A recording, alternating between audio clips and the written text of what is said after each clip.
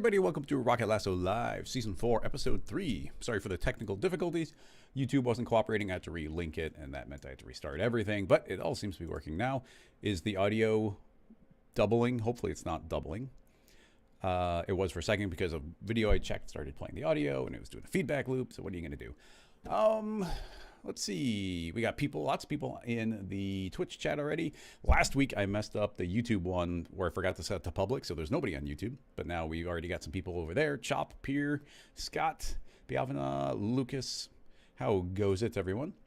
New Flavor, Mick, Scott, Magic, Tobias, Bralius, Dean, Rogue, Pro Tools, also known as Tommy, Luminetrix, and more people. Oh, there's Gumbo popping in, Crossfader again. Wait, is Crossfader? Crossfader's in both chats. Hi, everybody. Welcome. Thanks for hanging out. Okay, so start getting those links together right away so we can start tackling questions so that we have fun things to talk about. Make sure I've got the right software up. It's a very busy 2 weeks for me. There's a lot happening. We're Mesh the Spline, which was supposed to launch a while ago, but then I got distracted by creating things for Maxon. The utility splines are all but done, so those need their marketing, but that's been put on pause because everything else is so busy. We started working on a new plugin, and I'm going to be preparing my presentation for Maxon, so that's going to be most of next week, as well as a huge video I got to put together. And then the week after, I'm gone for NAB. There won't be a regular Rocket Lasso Live, but I got them to schedule one of my presentations because I've actually got two while I'm there. The presentation should be at the exact same time as normal. It might be like a half hour later, but it's the closest time slot. So I'll still be live at the same time, just not via this. And what else? Anyway, Rick Barrett from Maxon is going to be guest next week. So a week from right now, there will be the first guest of Season 4.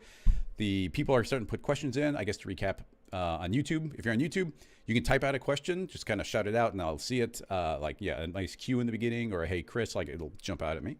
And I alternate between the two chats, and I don't mind typed out questions. If you want to put a link to some cool, inspiring work that you've seen, you got to go over to Twitch to post the link because YouTube does not allow that. But that's all good. Yeah, it looks like Argo, you're trying to put a link. So you're going to have to jump over to the Twitch to be able to post that link if you want to, so feel free to jump over. There are advantages to both, which I've covered before, but on YouTube you can go and rewind, which is really handy, but on Twitch it's always going to be in real time. You get faster refresh, where it's like on Twitch you're only like 2 seconds behind me, where on YouTube it can go like 10-20 seconds behind, so there's more lag.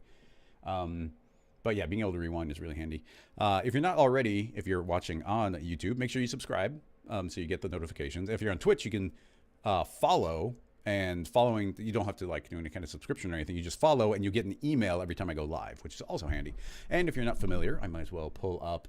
If you head to, let me open up a new window here, drag it over here, go to rocketlasso.com and jump to the community page and then share the screen. That is not the right website. That was weird. I went to some sort of baseball website. Anyway, jumping into the thing I control. Here we go. Yeah, if you go to rocketlasso.com, you can click on community or community, and that's going to jump you over here. And then there's this handy dandy join on the Slack button, and that'll join the Slack. And I also notify there, and we do all sorts of things over on the Slack channel. So that's a place you should come and hang out. Here's a link to it in the chat. Boom. And one for YouTube. Boom. Anyway, why don't we begin the process of tackling some questions inside of Cinema 4D R25. Scrolling up, I'm going to see who put the first one in there. Magic was asking if it's possible to do this with Mesh to Spline. I'm very curious what it might be. So I'll drag this over and let's take a look together. I muted the tab already. Play. I wonder what player that is. Very unusual. First of all, who? Imaginary Forces. Nice. They do amazing work. I'm going to still leave this not maximized. So it looks like we got lots of crazy, weird, stringy blob things. There wasn't a specific time code, so let's see if there's... Right, oh, okay. So then we start getting into these crazier things. I don't know that much the spline in particular. I mean, honestly, some of these shapes we're seeing, ricochet would be more appropriate. The yeah, like ricochet would be the thing that would be filling up these shapes. Some of the different, there's a lot of different things happening in a lot of different places, and you get this nice little final thing where the things are drifting away. This might be worth a proper tutorial in the future. So let's put a pin in that one for now, but don't forget about that one. Like, hit me up again with this question for the future. I'll say that. Let's see, I'm looking if there's any unusual names. Putting a link. It looks like it's mostly regulars right now, which is all good. Yep, those links don't work there, so people just popping over to this channel. So Gumbo, what do you got? Mute.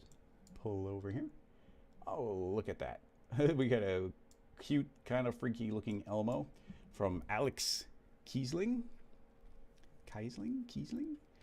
Elmo has no free will. Elmo is a puppet. Anyway, we've got these crazy blobby shapes traveling around. I'm trying to see if there's any sort of dynamicness to them. I gotta tell you, I'm not really seeing much in the way of dynamic movement. So stylistically, I mean, it's pretty cool. I like the idea. It does definitely evoke Elmo. The eyes are twitching as well, which is nice. So here is the thoughts. Inside of cinema, am I sharing the right screen? Yes, I am. Okay. I want something that's a little more blobby. Yeah. We don't have to go super fancy, but what's a good shape? I mean, honestly, even that Elmo shape was pretty flat. So why don't we just do some straightforward volume buildering? So we'll just plop a sphere in there, plop another sphere in there. Oh, we'll just make a little snowman shape. That'll be a nice basic thing. Okay, so basic snowman. Put that into a mesher. Blurp. And if we are so inclined, let's see where the mesh density is quite nice, actually. So just a little smoothing. Smooth.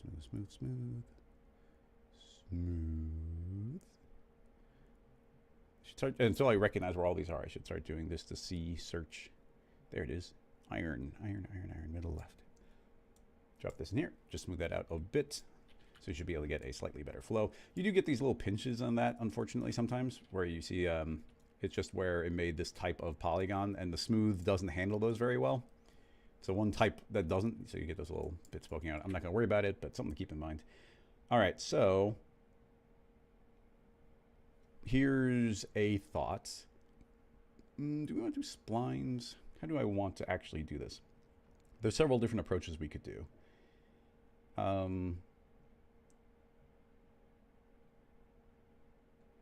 Yeah, this might be, I don't know if it'd be the actual way to do it, but it's going to be a way to do it. So here's the thought. If we do regular particles, does that even work? I don't know, do the particles work that way?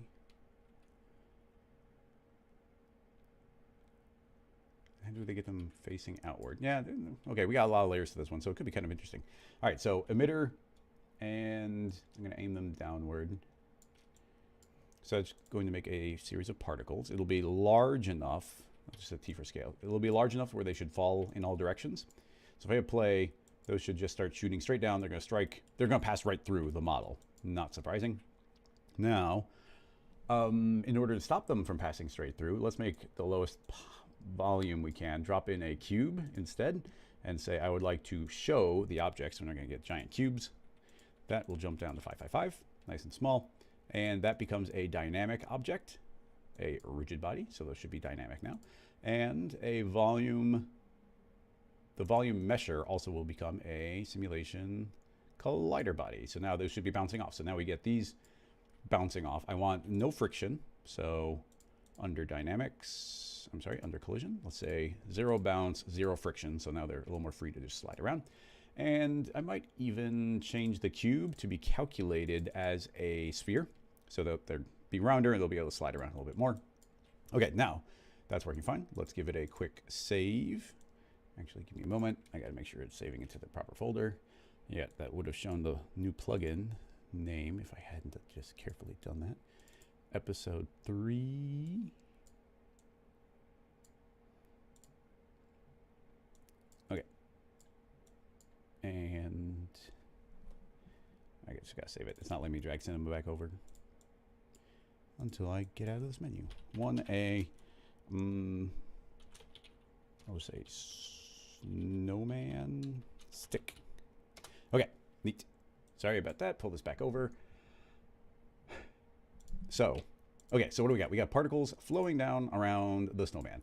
Now we want to kind of take on the overall shape of this thing. So we need them to be attracted to the overall surface. A couple different ways we could do that. We could do it really simply because it's a simple shape. So we could do a cylindrical thing where they're all just pulling inward. I don't know how much calculation hit we're going to take, but let's try doing the brute force method, which will be, I would like a field force. And the field force, the object tab, I would like it to see this mesh. I'll say I only want to see the surface of the mesh, which means it'll be taking on the direction. You'll see it create all these little tick marks, and they're aiming straight away from the surface. And I want the radius to be crazy big, so it'll be large enough that these can't really escape. The strength we will determine up there, and I think you can even say, yeah, restrict to the outside, so it's not worried about calculating the inner part. I don't know if that speeds it up, but it shouldn't slow it down. Okay, I'll give that the strength of gravity, which is 40. And in theory, those should be either getting pulled in or pushed out as well. So hit play, see what happens. Hard to tell, kind of feels like they're getting pushed away. The volume, the fields, I will say, hey, don't display because we don't need it to. And I'll just crank the power up so we can see what's actually going on. So say 40 or 400 rather. Play, and yeah, you see they're getting flung away, so it's not pulling them towards. So direction, invert, and we'll calm this back down. We'll do 50, and they are, well, a couple things. First of all, let's set this to absolute velocity, which we almost never do. I'm going to say that these have to move at a very specific speed. They have to move at that speed. And let's speed them up. They don't seem to be speeding up. Oh, that's, yeah, the strength is the velocity, right? They don't seem to be changing. Yeah, if I change these numbers, it's not updating here. Am I doing it wrong, or is that a bug? Because that's a radius. They're traveling on the outside. They're moving super slow. And set absolute velocity. There's nothing slowing them down. I feel like that's a bug. The speed isn't being taken into consideration. I could be missing something. I kind of don't think I am. We'll instead say change direction. So now it's using their original speed and just changing their direction. Although if that's now changing the direction, shouldn't that be very forcefully there's only one thing affecting the direction, and it would be overall gravity and then pulling them towards the surface here. But they are not being pulled towards the surface. The restrict effect inside. Okay, I just saw Terry noticed I clicked on the wrong one. I clicked outside. Or I clicked inside when I meant outside. So now hopefully that's going to be working better. So let's try the absolute velocity and see if that works. No, it's still not working. So yeah, it's still a problem. But now hopefully this change of direction works. Well, even that's still not working. I'm going to set it to inside and out, and we'll see if that starts behaving itself a little bit better. Like I say, it's not doing a great job here. Dynamics, gravity, 0. So now gravity's not forcing it to go. There should be no friction. Now it's acting like it's pushing it away. Maybe the direction's opposite again. Some of that felt weird and clunky. Some of it might have been me messing something up. But yeah, now at least they're being attracted. Okay, cool. They're being attracted to it with a change of direction. And then I want to give it additional direction to be traveling. So I can create a solid. And the solid is a direction, which right now is positive y. So it's just pushing up. I'll say I want to go -1, and I want this effect to add to the one below it. So that should be getting pushed down. And getting attracted, although you'll see that they're just stopping dead. There's no friction, so I don't know. The change direction I would think would force them to travel around. Doesn't seem to be doing a very good job of it. So let's go back to our regular add velocity. Now it's way too strong, 55. And then we need some friction. Forces, friction. And this is going to drain energy out from the scene. So we're constantly adding energy, and now we're constantly draining energy. Okay, finally starting to get somewhere. We're draining the energy out, and you can actually see that's following the curve back in again. So now we just need to get a balance between these two things. So I'll make this 3 times stronger. So it's really attracting to the surface, and it's really pulling down. And we need more frames, 999. Friction could probably be even higher. I'll double the friction, slow them all down. And then the emitter should keep on going forever. I don't think these need to live for very long, so I'll say 100. And we'll crank up the... let's get 10 times as many. And we'll have this go forever. There's going to be a giant hiccup, which hopefully doesn't crash us, because we had to do a lot of settings there. Okay, cool. Didn't take too long. I had to pre-calculate to catch back up to this new number I fed in. I'm going to do a quick save right there and hit play. Let's see what we get. That's way slow. What was that? Why is that so slow?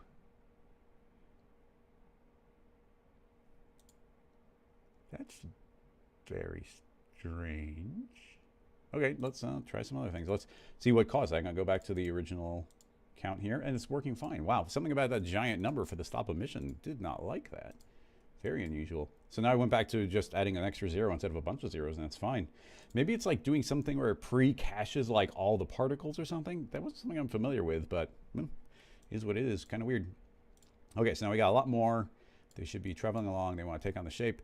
Let's even have this downward pull be less. So right now it's -1. I'll say -0.2. So it's significantly weaker. Well, we can't go too low, because you see now it's getting attracted so long it's going to get pulled into this valley. So yeah, we need gravity to be strong enough to overcome that. And 0.5 seems to be enough. Okay, go back.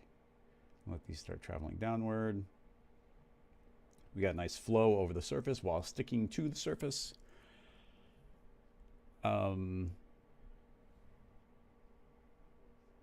And it's taking on the shape all right. It's not nearly as smooth as I want it to be. And then what's happening, because I told these particles to only live for 100 frames. Well, let's see if they're disappearing. Yeah, okay, they are disappearing. So they need to live for longer than I'm giving them. Starting to question my entire approach on this one now. But let's see. They need to live for longer given the current setup. Now, pretty much this was doing its thing. The goal would be, if this works, to start tracing these. And I don't even know for a fact if the tracer is going to acknowledge them.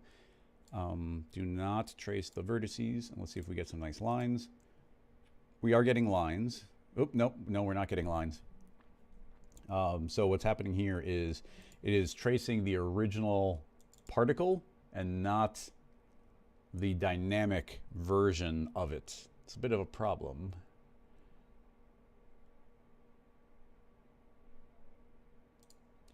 Let's see if there's any way around that. There's usually a way around things. Matrix object set to object mode. Said object will be the emitter. Let's see if I can clone out to the axis. Okay, good step. You see that I just told that to clone onto the axis of the emitter, and that seems to be following the dynamics. So if indeed that is working, let's let this calculate in the proper order. So the first thing to calculate is the mesh, and then the field force, and then the matrix clones onto that, and then after that the tracer will view the matrix, and that should hopefully start tracing the matrix. Come on. Ooh, that's weird. Wait, now suddenly oh no, it's one of the viewport. When I hit play, they're not following it, but when I mouse over the viewport, they do the correct direction. That is causing us trouble because that's not what the lines are acknowledging. That's not one of those just viewport refresh things. AJ, you are probably not wrong. In this case, X-Particles probably would have done a pretty good job for us.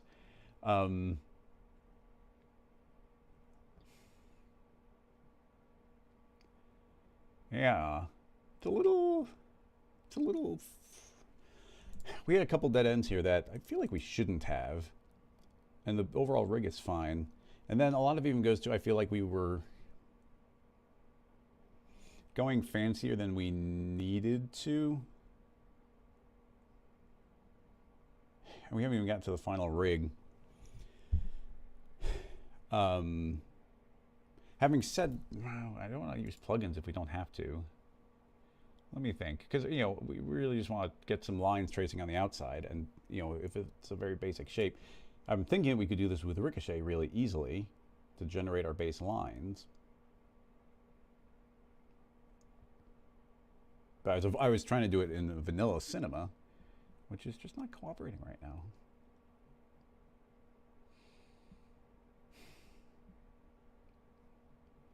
What other options do we have? Get some nice lines flowing on the outside, following the surface.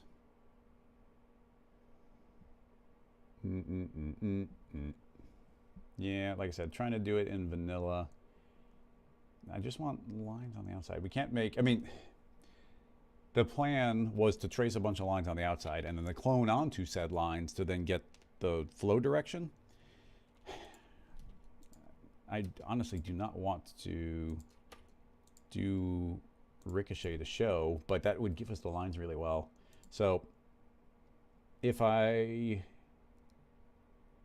so I'm going to use a plugin. I'm going to use our own plugin called Ricochet. And it's going to be different than we did last time, but not super different. Okay, so here's the idea.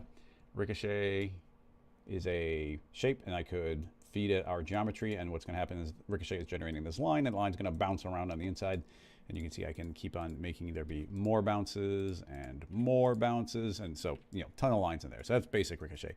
But we can do additional things with the Ricochet. And my thought here is, what if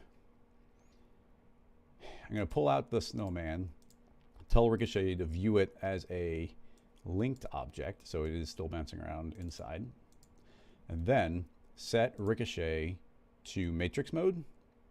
So then I can create a series of, let's make a matrix, set matrix to radial, pull it up in the air. So you can see I've got this radial, and there's currently 5, and we'll leave it at 5 to start out. From the top view, let's make sure that those are kind of perfectly right there. And then if I tell Ricochet to view this matrix object, each one becomes a starting point. You see we get like 5 lasers all shooting straight out in that direction. They don't hit anything, so they'll just keep traveling. But now I'll say that Ricochet, hey, modify the object we're looking at, and I want it to get a shell. So I'll do a shell, and that will expand, and now you can see that the lines have gotten trapped in between this outer shell and inner shell. You see they're traveling around. So even if I hide the original object, you will now see that they're trapped on the outside, so we're kind of getting an outline of it. But then we can push this further, which is where it gets interesting, is first of all, I'll say, okay, Ricochet, align to the surface. So I'm going to say surface alignment, and I'll keep increasing. You can see the lines will get smoother as I go. And they're traveling from the top, and typically they're heading downward, which is fine. But now I'm going to say I want them to head very downward, and we have a setting for that. Under Modify, we can give a direction link. And if I pull this over, you see we can even create one. So I'm going to say create. And now what this is doing is creating a force direction, and it's aiming down on, actually it's aiming on, yeah, it's aiming, you see the arrow aims downward. So essentially this is applying a gravitational force onto the Ricochet line, saying like, hey, when you bounce, also try and go more downward. So if I take this and like rotate it here, you see that they're going to kind of lean that way, or they're going to kind of lean that way. So now they're being told like, okay, you got a pretty decent amount of force saying go downward. So what this means is I could start increasing, okay, a couple things. These are traveling downward, but then they're getting trapped kind of and pooling at the bottom. So what I'm going to do is say, make a sphere and shrink it, and then move it right there. I don't think we have to make this editable. And then inside of Ricochet, I'll say, hey, there's a terminator object. So when you crash into this sphere, end. So like just stop. So the instant they strike into that sphere, the lines terminate. So we get a nice, very clean version of the line. So now that that is happening, I can go back to the matrix object and I can start increasing the count, and we're gonna get more and more and more and more and more and more and more and more and more lines. And now you see how easy it is for me to make as many of these as I want. And now we're getting this really nice, organic, instant, pre-calculated version of the line. Elaine FX is saying we thought of every possibility with Ricochet. Yeah, we spent a lot of time with that tool, so you can see where it does all these weird, crazy things like this. Because yeah, we went overboard with the functionality.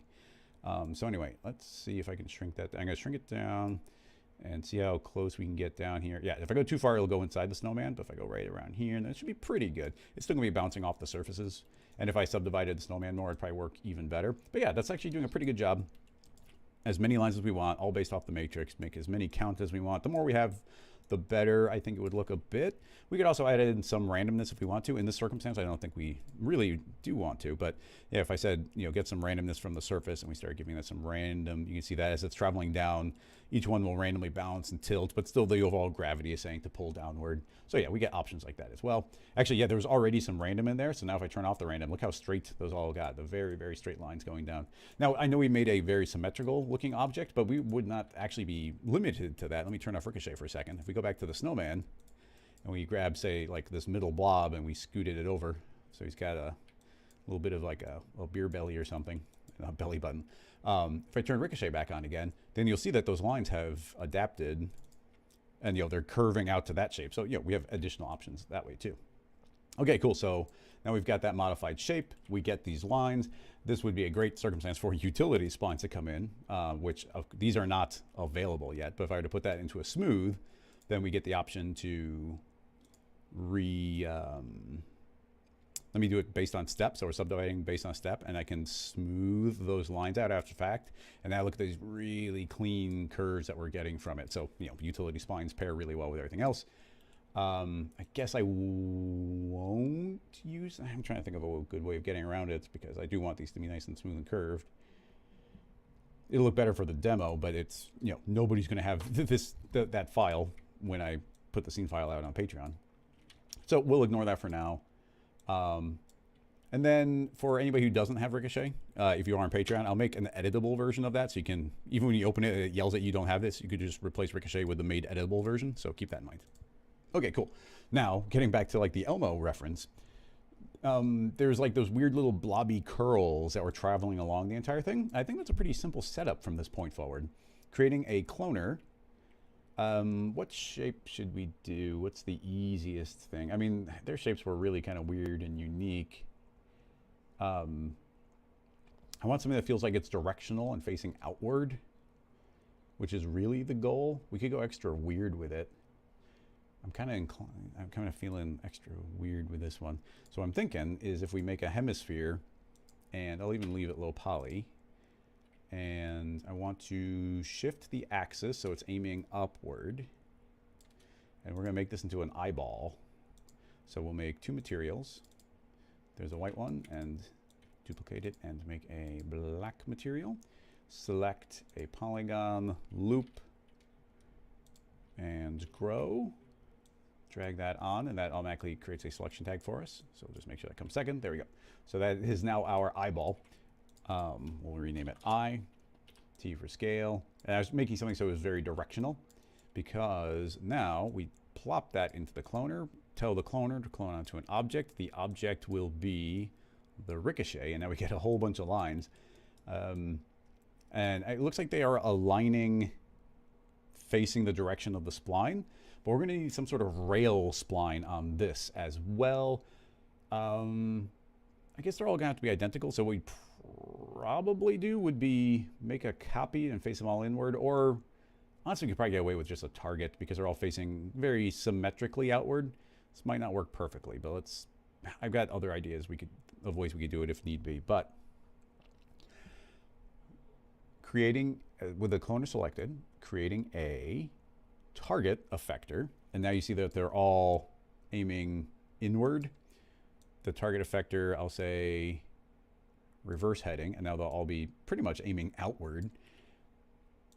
T for scale. But they're all, you see that they're all aiming directly at this target, where I really want them relatively aiming at that target. And we'll see if this works. I haven't done it in a while. There's a target object it can do. We could do a like up vector, but I don't think that's going to do what I want it to do. No, see, they're all still aiming very much at that center point. And B, there we go. We want this to look proper creepy. So let's bring the original mesh back, make the eyes small enough. Nice. But you see how these are not stuck to the surface? They're like aiming backwards directly at the target. So we'll see if this works. I would like to change the target mode to field direction. So that will be looking at these fields. What direction should that be? I would like it to be based on the original mesh. And I want it to be based on the surface of the mesh. Excellent. The instance we did that, it looks like some are a little bit, if they're sneaking inside the mesh, they'll aim backwards. If we do try and restrict this to the inside and invert, nope. If we try and limit to the outside, that seems to miss some of them. If we only do inside, yeah, that starts missing some. So how do we invert the ones that snuck inside? Because yeah, that's working, but they're inside. I guess we could invert with them. We could invert them with a mask. I kind of don't want to do that. We're just adding in complications we don't need to. Like, this is mostly working. Let's get a couple extra steps going, and then maybe we'll go back and visit that more. Cloner, you can, I believe we can say, cloner, fixed texture. Don't worry about aligning the clone. That'll save some calculation time. Target, that's not anything. Distribution, that's fine. I think we can do a multi-instance here. I don't think that breaks anything. It should make the cloner run faster. And then hopefully we can just set a lovely rate on this thing. Hit play. Oh, and there we go. It looks like they're moving at a very... You see how the speed is very inconsistent right now? Let's tell Ricochet the spline mode to enable linear none. Nope, that didn't do it. Uniform?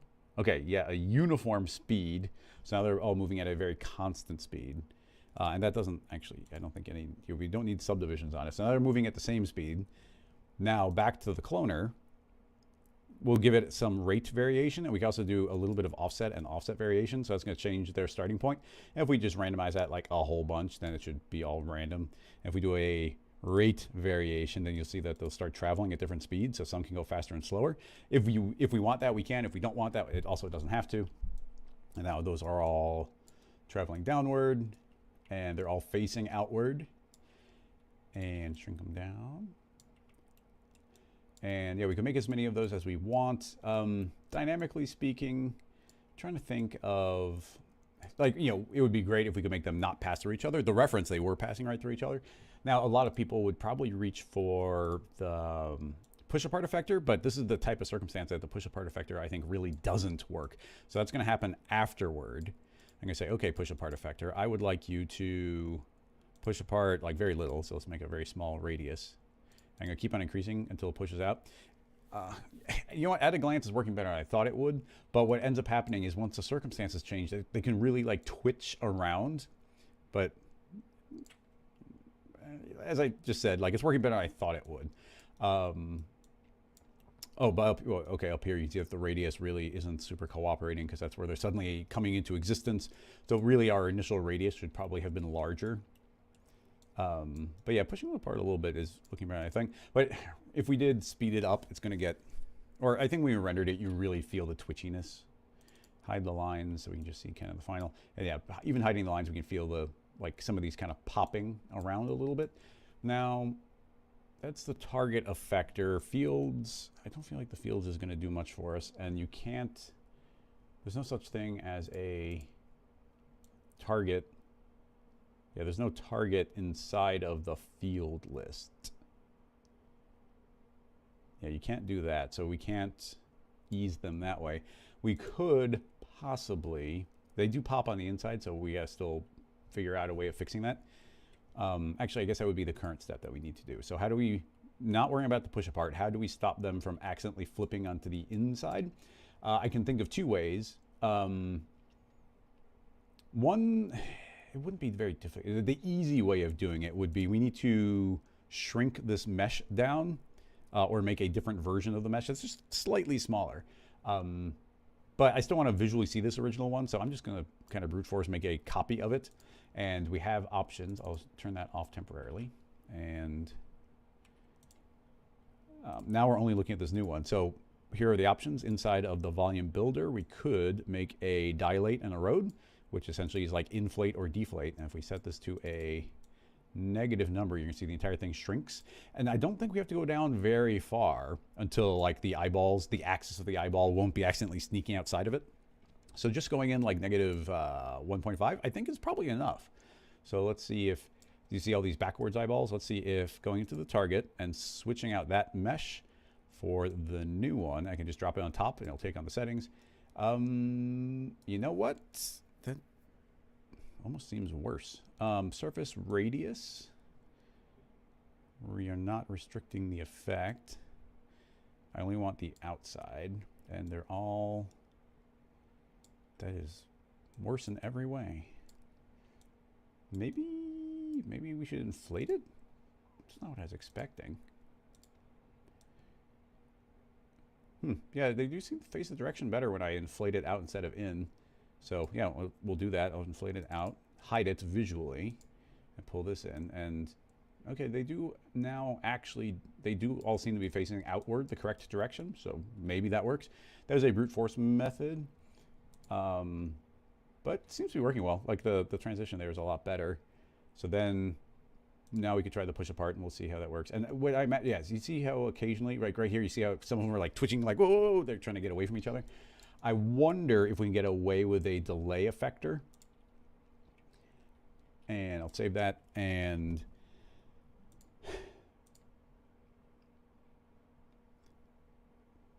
yeah, we'll just add into the cloner, we'll actually create a delay effector. I haven't actually made a regular old delay effector in a long time because I'm always inside of fields. So this will affect the position and the rotation. Actually, let's just do the rotation for now. And I want it to affect, yeah, blend is essentially what we want. It's going to transition from one to the other so we get less of a twitch. Maybe we need position as well.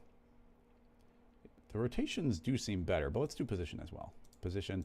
Okay, so now do these feel like, even if they're doing that twitching movement, it's going to take some time for them to do this transition. I'm going to increase it even more.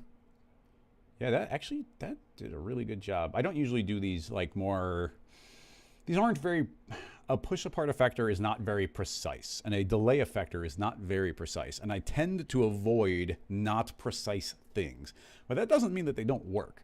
And this does seem to be working okay. So push apart, let's give it a little bit more radius because they are intersecting a little bit. And then I guess the push apart is also pushing them into the surface and potentially away from the surface. So yeah, we got to be careful there. But that's actually working surprisingly well where they're not running into each other.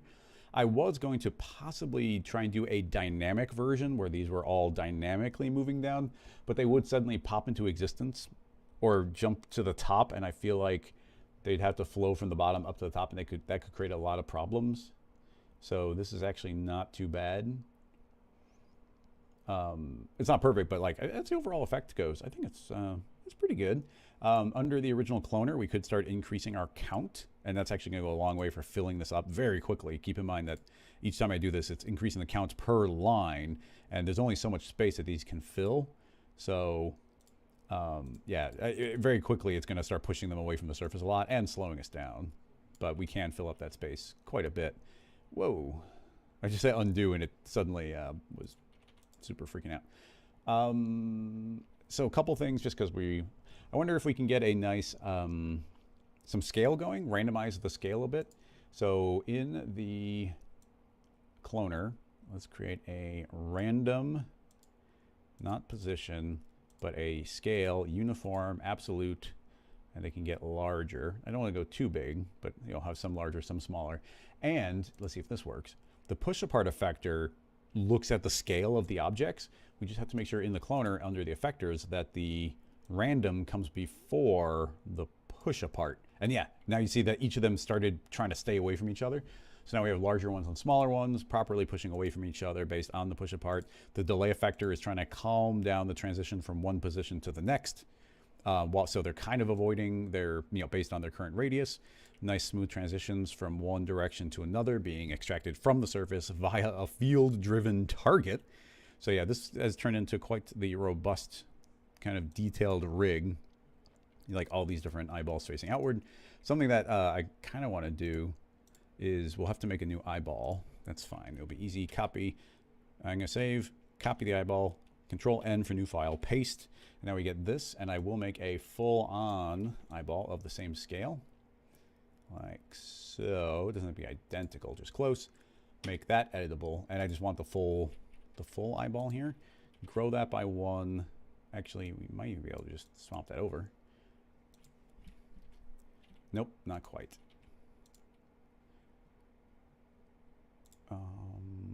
Give me that selection, give me that loop, grow. In R25, I think they added this update button, so I can click update, and now it actually updated to the current selection. So that just becomes a new eyeball. I just did all that because I wanted a full model. So when I drop that in to the cloner, now it actually will be the entire eyeball aimed in. I forgot to rotate the axis, which is, I guess we can just tell the cloner to, no, we can't. We have to do the actual axis. I'll turn on the axis. I don't remember which one it was. I think it was this one. Slightly unnerving, but yeah, that was supposed to be 90 degrees. Now they're facing outward. Okay, cool. So now all of these eyeballs, everything should be identical except we actually get the full eyeball, each pushing apart.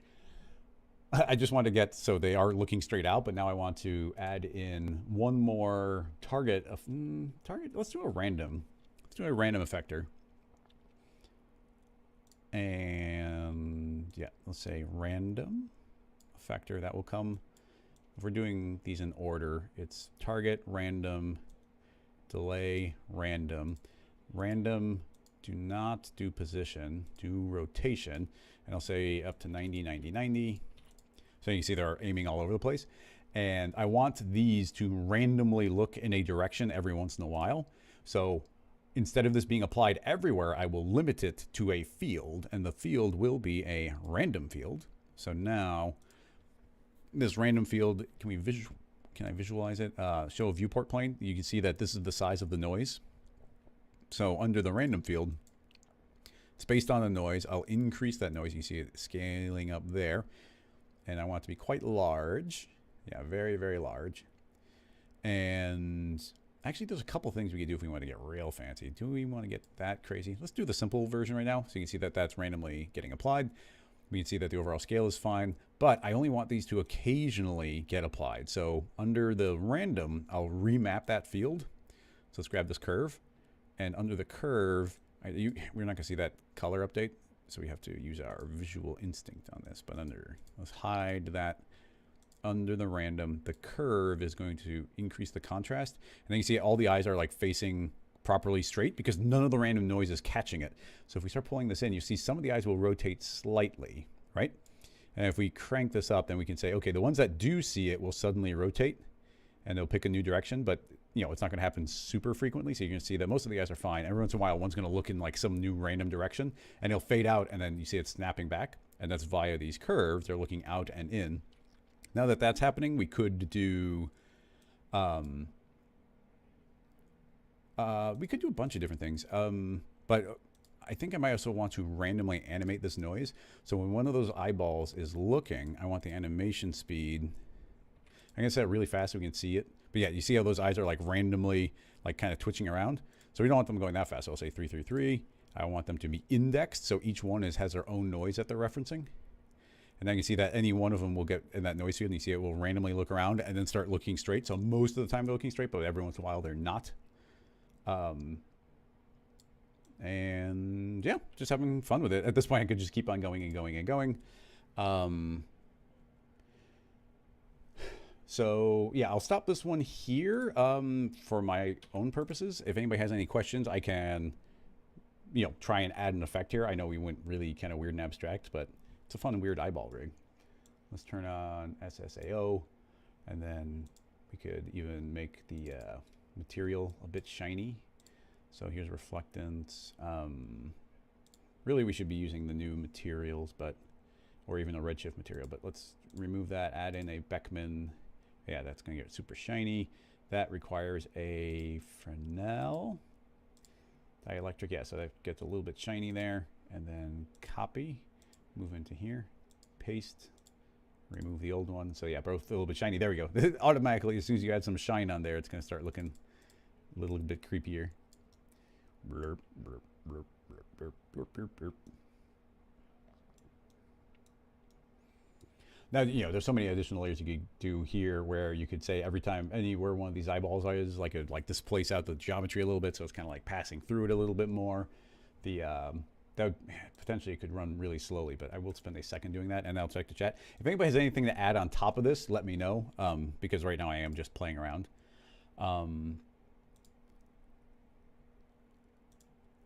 So anyway, my thought was, here's that original body, and the Ricochet is still seeing that one, so I shouldn't mess with it, so I will make a brand new one. So here's a copy of this volume mesher, and I don't know if this will work, but what I want to do is inside of the volume builder, I want to add in this cloner with all the eyeballs, and let's see if it acknowledges it. Doesn't seem to be. Not surprised, but I could say use, no, not, I don't want to use the mesh points. So I'll delete that, and we will put this cloner into a connect object. That shouldn't stop the original from rendering. Connect, turn off weld. Maybe it will stop the original from rendering. Okay, well, never mind there. I thought the connect would allow that to happen. We do need to reference that geometry. That's not wanting me to. We could put a matrix following each of those. Like, all this motion could have actually been a matrix, and that matrix might be able to be fed in. I don't think it's worth all the extra time for a small detail. Crossfader saying that in the original example, it felt like they were squishing. I gotta say, I don't feel like. Do they feel like they're squishing? If I look at any given shape, I don't feel like the shapes are squishing. I feel like they're moving in and out, and by the nature of their own shape, they're just moving in, they're moving out. And that would account for the weird blobby nature of this shape. So along those lines, we intentionally put the push apart to stop them from intersecting. I'll temporarily turn off the push apart, and that means we don't need the delay, at least for now. And if we made more of these, 22, yeah, it's gonna fill it up quite a bit. Not everywhere, you know, our lines didn't go everywhere. But if we did have another, what effect do I want? Let's go to the cloner, make a plane. The plane is pushing out, but I think we want to push out on Z. Yeah, so you see those pushing out now on Z, maybe even going in, -10. And then that plane effector will be randomly affected by another random field noise, which itself will be decently large. It will be indexed, randomized sample positions. So now each one is being affected differently, so they should be slowly kind of moving in and out. Let's give it some animation speed. So they should be moving in and out. It's a noise, so that always makes the power a little bit less, so let's make the plane effector have a stronger effect. So yeah, these should be pushing in and out. The nature of making them look like eyeballs could be hiding the effect a bit, so I'm gonna move the white material in front of the black one. And if we make these large enough, yeah, just by doing that. Okay, so now, I guess maybe the delay effector will help stop some of these twitching. So the idea here being, I'm not changing the shape of these at all, but you see how any given shape, there's like a cellular pattern that feels like, oh, it's growing, it's shrinking, it's growing. We're not actually shrinking or growing anything. We're just slowly moving it in and out. And because they're passing through each other, you get a weird kind of morphing, blobbing, blending effect. That's what I think is happening in the reference. I mean, even this looks pretty cool. Blob, blob, blob, blob, blob, blob, blob. Turn the push apart back on. Actually, it's probably gonna super explode. not as badly as I thought it would. And keep in mind, the delay factor is doing a lot of work here to make sure that they're not popping. Here, they're popping really badly. The delay factor is doing a smoother transition between the positions, so that makes it work better in general. But yeah, there's giant eyeballs on it now, so.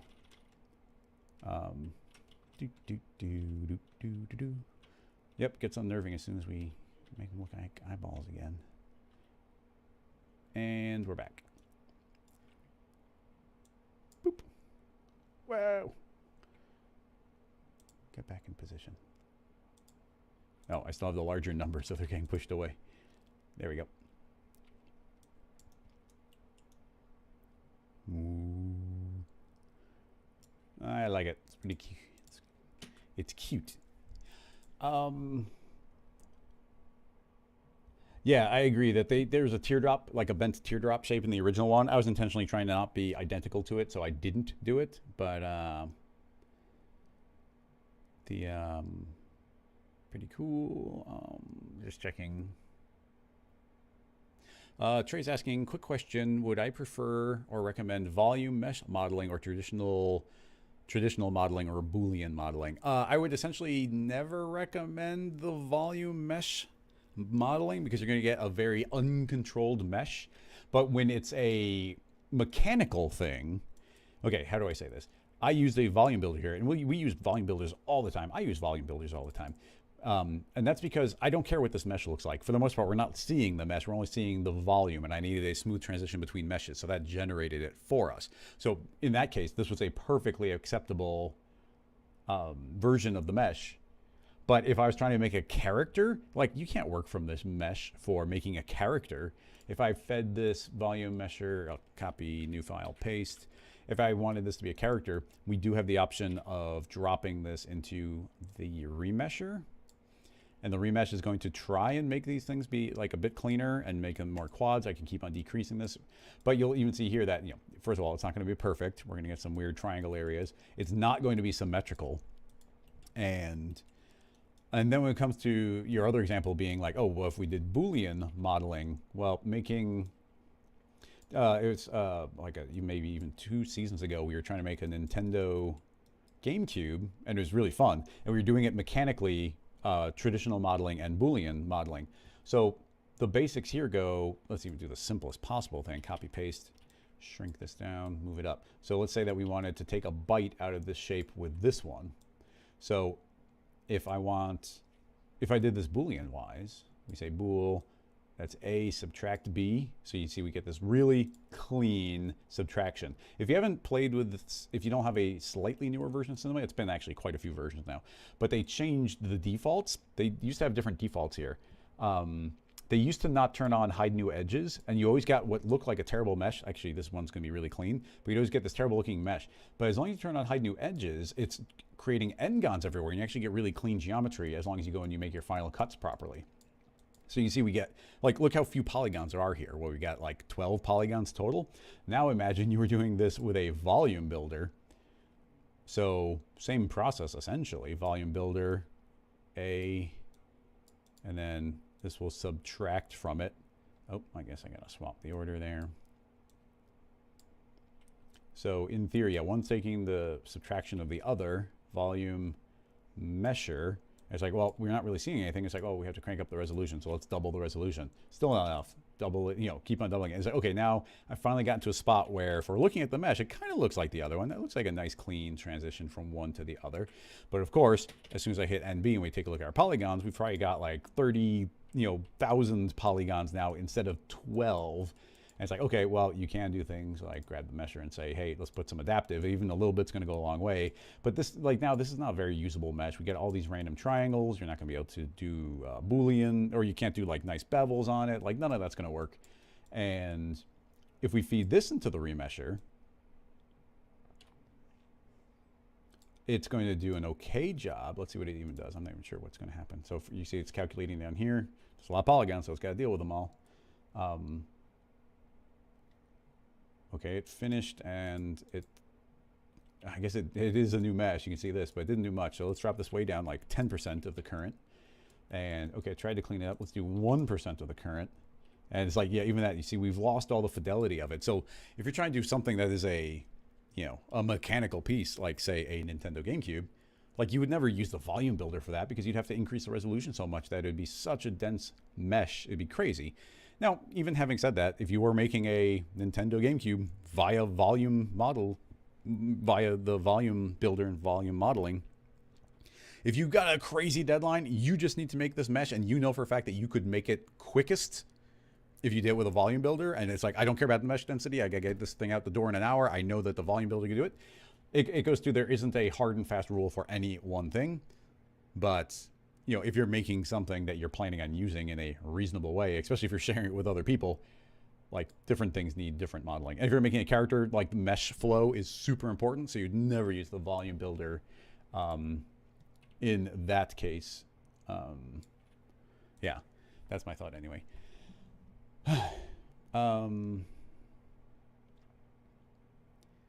Let's see. Scrolling. I'm gonna check if there's any typed out questions on YouTube. Let's see. Goldhammer is asking, is there a simple way to use a terrain mask to create vertex maps to drive plant growth on a landscape? I'm not sure if terrain mask is a technical term or if that's just like a general way of you mentioning it, but could you use a vertex map as a way of driving plant growth on a landscape? You 100% can. I have a tutorial which isn't exactly covering it, but let me pull it up. Let's see. It just goes through. I'm going to tackle this, but let's search Rocket Lasso plant. I actually should pull it up. There we go. So I've got this tutorial called Controlling Growth Effects in Cinema 4D, Grass, Plants, Anything. And I'll select that and pause it and copy the link. It is going to show, essentially I'm using light to fake erase out or grow plants. So that's a thing. I'll put this link in both chats so you can grab it. But let's go and build the basic version of it so you can see like some of the core concepts. And yeah, vertex map is definitely the way to go.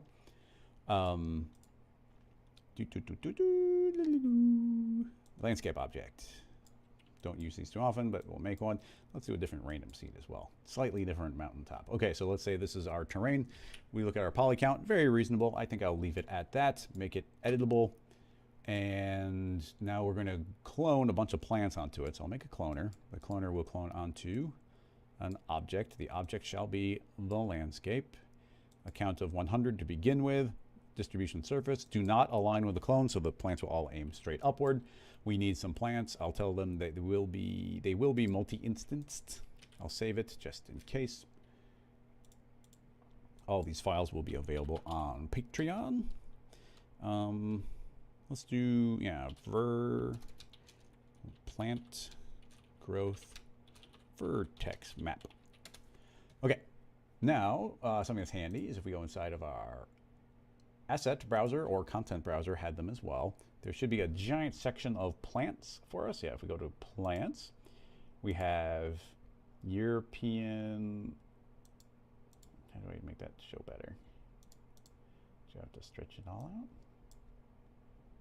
I could be doing something wrong, but I can't move that bar.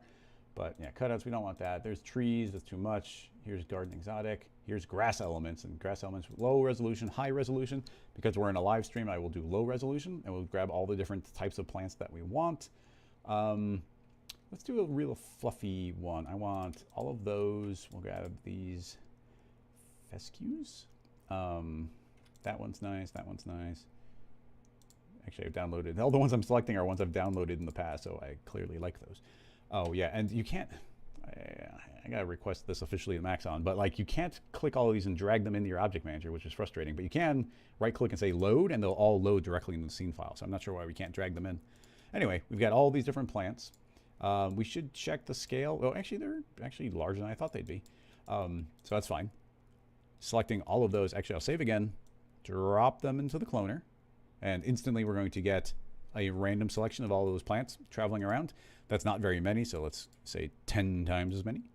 And let's do 10 times as many again. And because we're using multi-instance, like it's actually semi-reasonable to do that type of thing, to make that many. It's not going to play back really well, but yeah, now you can see we've got all of these crazy plants. cloning all over the place. Now we only want them to clone into certain places. Honestly, I probably want to simplify, but well, even right now you see that there's a uniformity here. You can see it kind of feels like we're seeing the same thing over and over and over again. So a very basic thing to do whenever you're doing this type of setup would be create a random, and the random can do several things for us. Don't do any position, but we do want to do some rotation. We want to spin all the way around. I believe it's the first one, 360 for the top one. And yeah, that was correct. Now they're allowed to spin all the way around. And now where we kind of saw that repetition before, now they all look different just from that one little change. And then I could say, hey, you're all allowed to randomly rotate whatever, like 11 degrees. So they can all tilt a little bit left or right, forward or back. You can go real extreme with that. We could go all the way up to, let's do 75. And they'll be tilting like way over. I mean, obviously more random. But like I said, small numbers go a long way when it comes to that.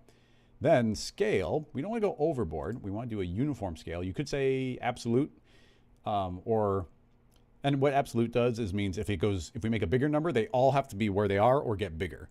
If we say negative numbers, they all have to get smaller. And that's if absolute scale is on. If you don't do that, then it's getting larger and smaller at the same time. And so if I just want them to be a little bit bigger, a little bit smaller, then I can leave absolute off. So yeah, we've now added in a ton of randomness just by putting one little random effector, spinning it and scaling it. Okay, so that's all fine.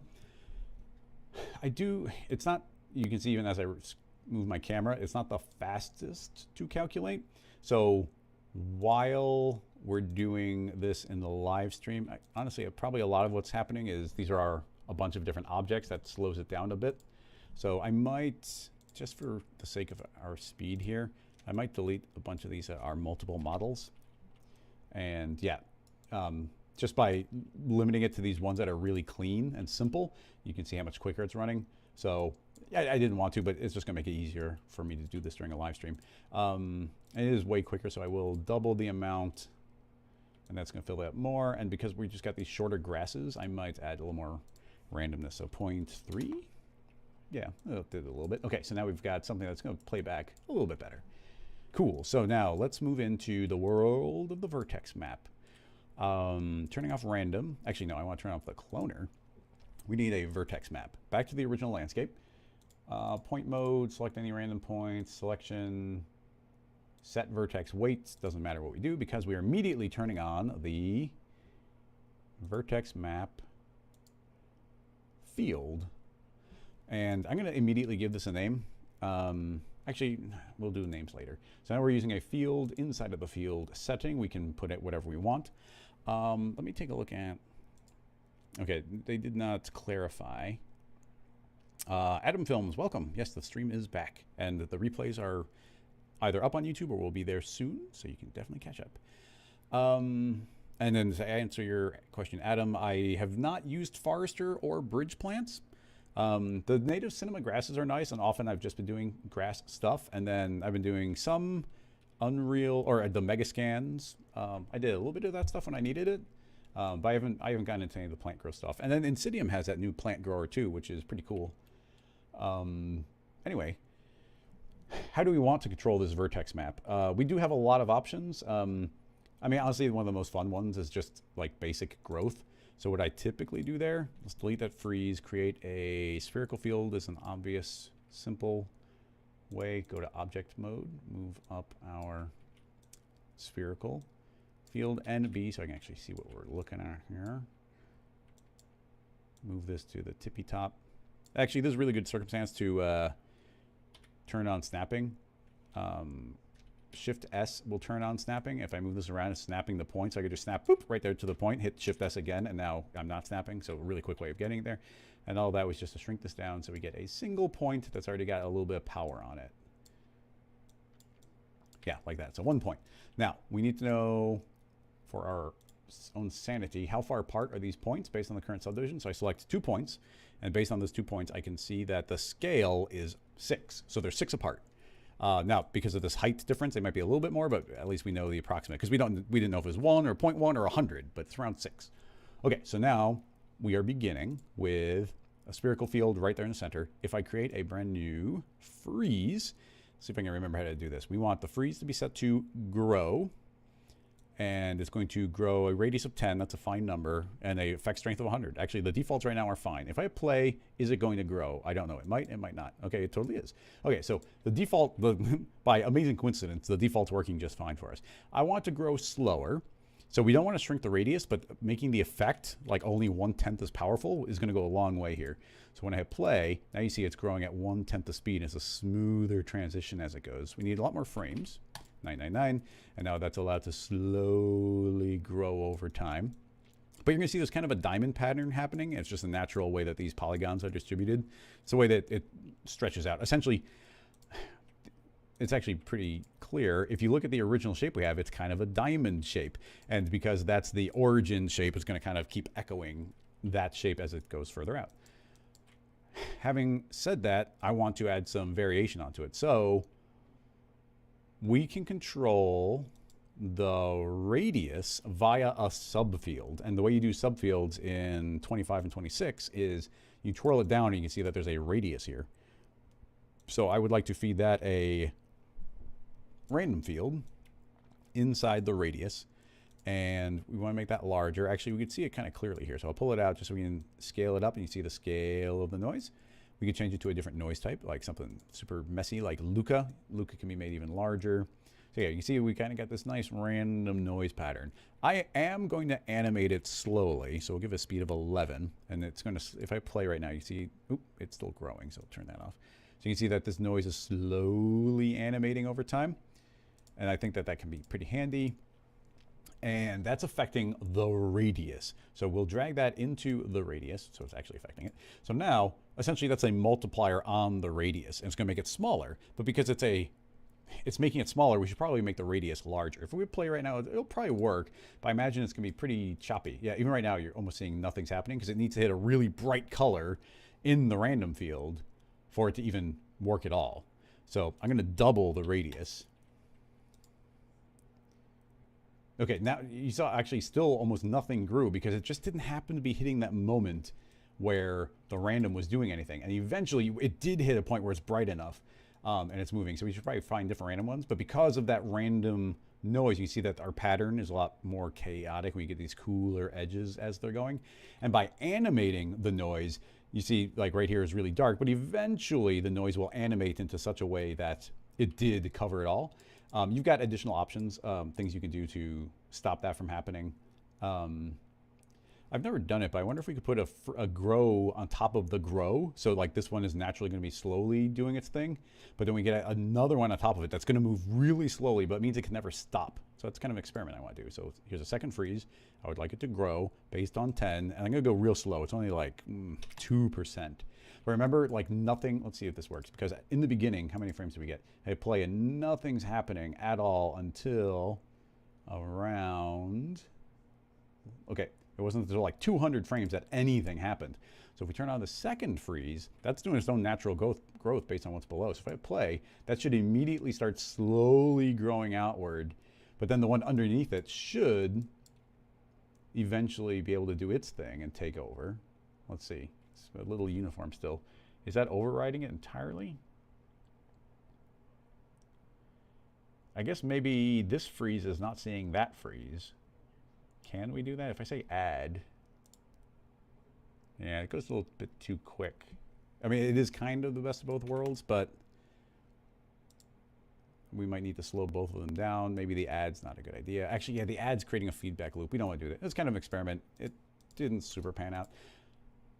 My instinct here would be we just choose different random noises until we get one seed that's working right at the beginning. So if I just click a different seed and we rewind, you see that this one does start right at the beginning. So, okay, they're done.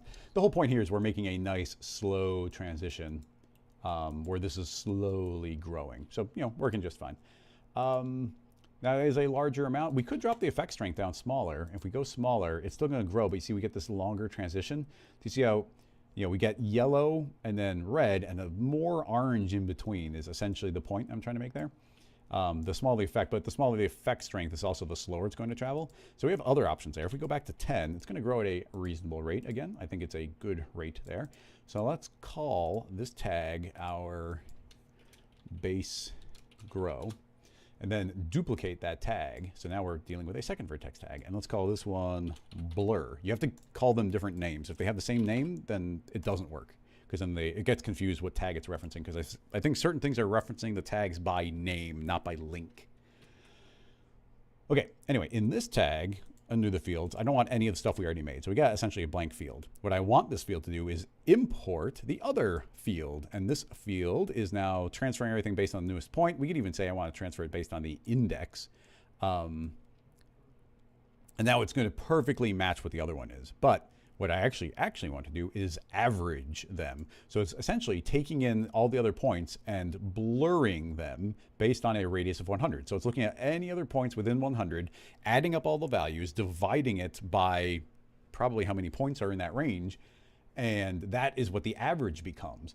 So if we are now blurring that result, now you see as I increase it, you see how the entire area is orange, and slowly it turns yellow, and the red very slowly is transitioning into orange. So we get this really long transitional point. So that's what we were going for there. Now we can set that to whatever range we want by controlling this radius, but I think it's working pretty well. Okay, so if that is now what we want, where we want it to grow, let's grab the cloner and reactivate it. And that's going to grow all the plants. Still a little slow. And that's even set to multi-instance, right? Yeah, let me hit save. I want to see if we can get that to go any quicker. If not, I'm probably going to simplify it even more. So let's say, I don't think render instance is going to be quicker than multi-instance, but you never know. And let's go to regular. Maybe there's something extra calculation-wise it's trying to do. I don't think regular instance was the way to go. I did just hit save, so we should be fine. Yeah, that one's just taking forever. So I might simplify it even more so that we can get real-time feedback before we put in the final plant. It's doing the initial calculation for the instance. There we go. Now it woke up and went to the multi one, so you just have to be patient there. Yeah, so, okay, cloner. I guess I would just turn off the cloner. Let's hide the landscape for a moment. Find one of these plants. And what's the best way to do it? Honestly, even just doing a cube. I'm going to shrink a cube until the cube is, you know, kind of roughly the size.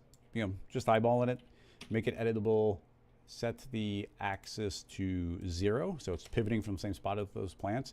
And then just as a temporary like holding spot for us, we'll just clone a bunch of cubes. Should run way quicker. Boop, boop, boop, because it's way less polygons. So yeah, you can see they're eating up the field, but you know, we get a good idea of what they would be filling up. Okay, cool. So we've got a landscape that's growing. I want the cloner to be affected by a plane effector. That plane effector is going to pretty much just control the scale. So let's grab the scale in a uniform, absolute way. I want this to be scaled down to -1. So everything's been shrunk down to nothing. It doesn't exist anymore. So it's going to apply everywhere. We don't want it to apply everywhere. We only want it to apply some places. So under the field, I would like it to reference, actually, before dragging that in, I'm going to hit play. And let's get it to a point where we can actually see something. I'm going to turn off the cloner because even that's taking a little bit. Okay, we can definitely see something there. So now, okay, plane effector, grow, or drag in the vertex map, the second one, the blur, and now instantly see that what's happened is where the vertex map is, everything has disappeared. So now we're erasing out growth from that spot. We want the opposite effect. So pretty straightforward. We could do it inside the vertex map, but even right here inside of our actual plane effector, I can say, I would like you to invert the result. And now they're only grown where, yeah, they're only grown in the opposite places of where the vertex map was saying that they should be. And I don't expect this to run super fast, unfortunately. But you can see it when I hit play, we're going to get this nice slow growth traveling across as they go. So yeah, that's ready for us to swap out the plant if we like it. I wish we were getting a little bit better frame rate. I mean, this is a lot of plants going, and the vertex map is probably not trivial to calculate. There are alternative methods we have. Let's see. Yeah, the vertex map by itself is dropping us down to like 42 frames per second, which isn't the crazy fastest.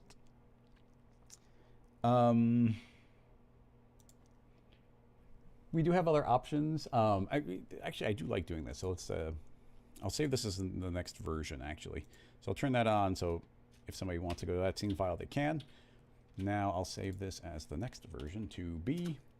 And instead of the cloner looking at the secondary growth where we were blurring it, I'll delete that tag. And now let's just go and reference the original one.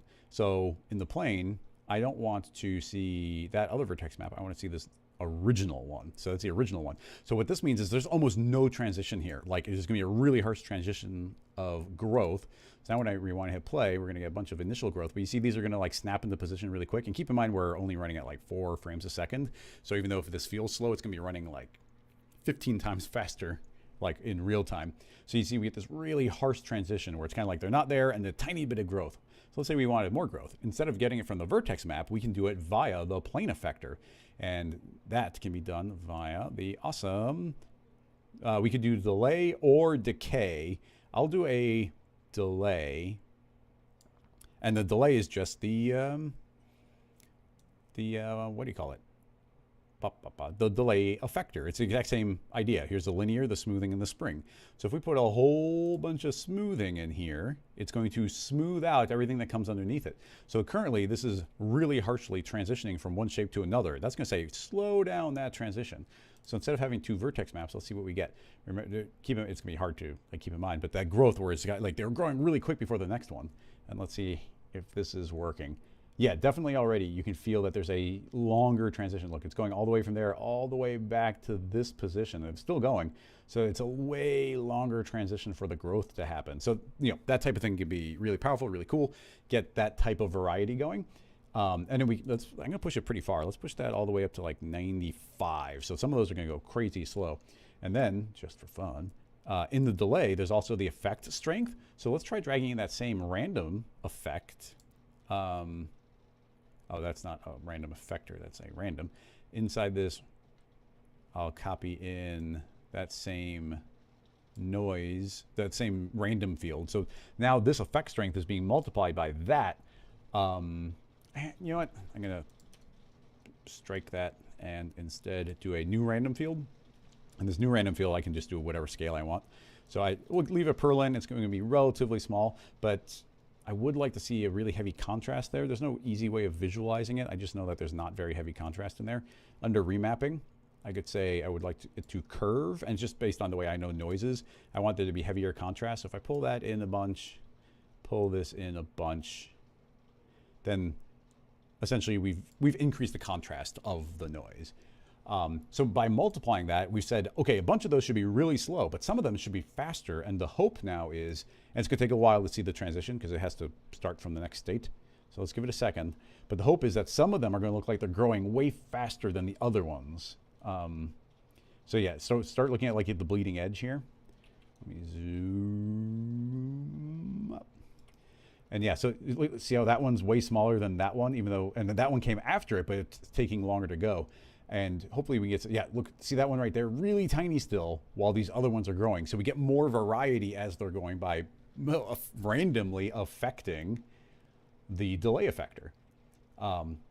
So yeah, a bunch of variety in how much those are growing. You gotta be careful about how much you do in the contrast of the noise there, but yeah, that, you know, extra variety is always gonna be nice. And look at this really great pattern that we're getting now, where like these tendrils are coming out early, but we still have over here, some of them are still finishing up growing, but we've got other ones that are like extra growing there. So it's so much power and variety just from those. And you know, it's not gonna play quickly, but I can easily swap out that block for our different bits of grass and an A. And now we see the finals here, and yeah, those will all be growing in that exact same way. So yeah, just by, I mean, I know we layered up a bunch of different things, but there is not much stuff here in the object manager. And by tweaking key settings here, you can get a lot of control over exactly the way this growth is going to be happening. Let's see. E-Gold Hammer had, let's see if they'd asked the question. I want to see what they're thinking. It also just started like pouring rain here. I don't know if you can hear it. I think that using a vertical linear field, you could get the same elevation specific effect you're looking for with a terrain mask. Is there something to account for the slope too? Good question. Very good question. There is getting parametric version of like the concave shapes or slopes is not easy. We could do a shader field. I don't know if it does acknowledge a shader field. We're just playing with vertex maps now. So here's the overall concept. I'm going to save that. Copy the landscape, paste into a new file. So now we've got the simplified version. I just want to play with the vertex maps a bit. So I guess we don't even need those. So here's the thought. If I do a shader field, can we feed a fall off shader in, and does that work? I don't know that it does. This is not looking promising. Oh, nope, it is working. Okay, so by dropping in the shader field and then putting a fall off into it, this is now saying, hey, if something is sharper, if something is steeper than a particular angle, like erase it out. So it's almost like, imagine this is snow. Anywhere that there's yellow would be snow. And everything that's red is really steep, so the snow would slide off of it. So this by itself is now kind of let us mask out certain areas that shouldn't have growth just by doing, a simple shader field, which worked. Yeah, I didn't remember if that worked or not, but it does seem to, so it's kind of cool. And then, yeah, you're asking about the terrain mask. If you are referring to what I think you're referring to, yeah, this thing, I have never gotten it to work. Oh, well, just clicking it, if it did refresh properly, it seems like this shader does very similar things. Where you see, do you see how when I clicked from one to the other, it's almost identical? So I went to the simple mathematical one, and this is a fancier tool that, in theory, yeah, you see that's blurring out the edge, and then we can blur those out. So this might be the same idea. Actually, this is the first time I've ever gotten this tool to actually do something for me. And yes, you get your minimum slope, your maximum slope, and yeah, just a way of doing the same thing. Maybe a little more controllable. I'm not sure about these altitudes. Max out. If I start pulling this down, I imagine they'll start like cropping things out eventually. Yeah, so that'll crop it out, so it's only doing a certain level, so not be above a certain elevation. Okay, it's cool to know that this tool actually does something. I never was able to get to do anything on a regular piece of geometry, but seeing it interactively here in the vertex map is definitely helping. Yeah, so there it goes. There's even the noise height. I imagine that would just add in some randomness. Yeah, that's just adding in a little bit of extra variation. Change the noise scale. Not much variation. Not much control there. In a lot of ways, I'd rather control it myself. But getting some of the, if we got rid of the noise, this is nice. It's nice being able to blur those edges. Don't worry about bump. That's a direction. Doesn't matter. Hardness. I don't. Okay, that seems to like crank up the contrast. These are all things that we could do in regular fields. Invert, yeah, it's perfectly fine. And then even this might be a remap on it. Yeah, so it's a full transition if we want to go up, down on something. So,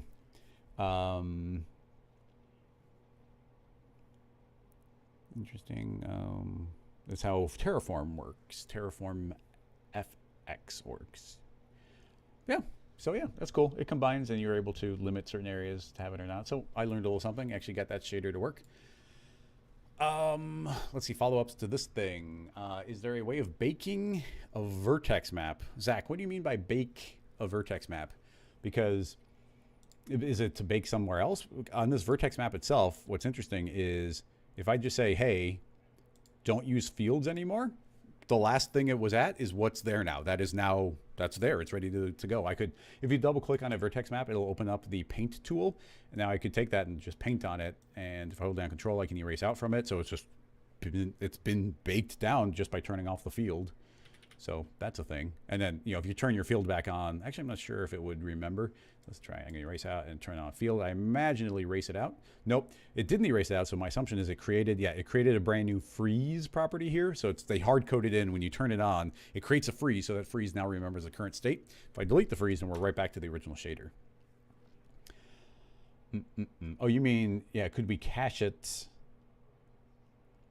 Interesting. I don't know that we can cache a vertex map. At the same time, I wouldn't be surprised if the Alembic file could see it, and then we could bring that back in, and then if we could read that vertex map, I guess that is the question. So the quickest way to find out would be go back to our plant growth, copy our growing landscape in. If I select this, then we're going to get our, I got to clear out, copy pasting it. If I clear it, should work. 999. Oh, let's add. There we go. So now we get this growth, and your question is, can we bake that out? I shall right click and bake as Alembic. We have to save somewhere. Let's go to, oh, why did I have to go into this menu? I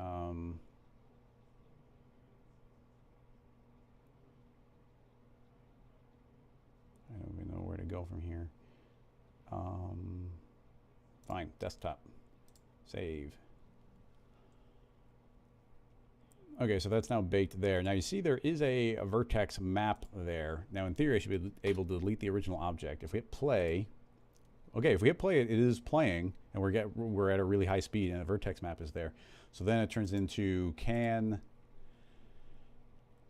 other objects read that? So the easiest way to do it is I'll copy back in the original landscape, visually hide the Alembic in this old vertex map. I'm going to delete all reference to anything and say, actually, you are referencing this Alembic vertex map. So if we see the exact same thing here, then we are able to transfer the Alembic baked version of it and then do work with it. And we can. So there you go. You can bake it by baking out to Alembic, and Alembic handles a animated vertex map. So now you'll see that before, just to do that, it was taking 43 frames, and now transferring it from that one into a fresh one, even to do modifications, is more than twice as fast. And then, yeah, if we delete this and just look at the original, which is an even better comparison, we went from, what was it, 44 frames, and now we're at 250, sometimes 200. So yeah, way quicker. So yeah, good thing to put in there. Yeah, Alembic baking is so good.